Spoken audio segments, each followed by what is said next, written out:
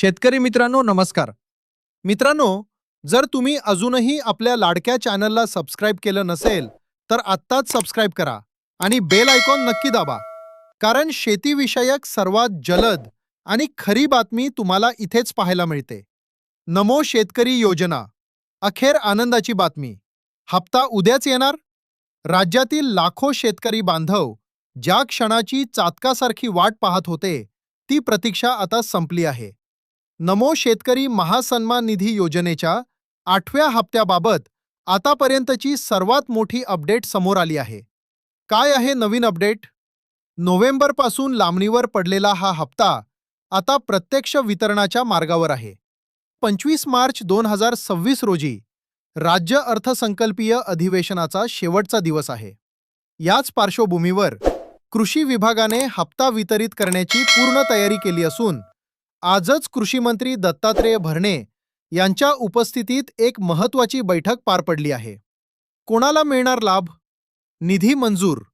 सरकारने 1,774 कोटी रुपयांच्या निधीला आधीच मान्यता दिली असून एकूण 1,820 कोटींचे वितरण होणार आहे. पात्र लाभार्थी.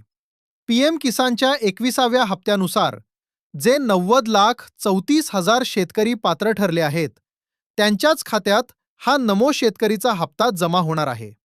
ॲग्रिस्टॅक. केंद्र आणि राज्य सरकारच्या नवीन धोरणानुसार ज्यांची नोंदणी ॲग्रिस्टॅक अंतर्गत आहे, त्यांनाच या योजनांचा लाभ प्राधान्याने दिला जातोय. बैठकीतील इतर महत्त्वाचे विषय.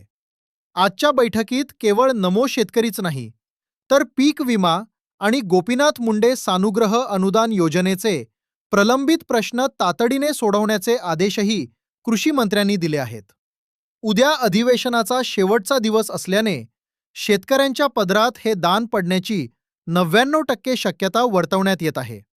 तर शेतकरी मित्रांनो, ही होती या क्षणाची सर्वात महत्त्वाची बातमी.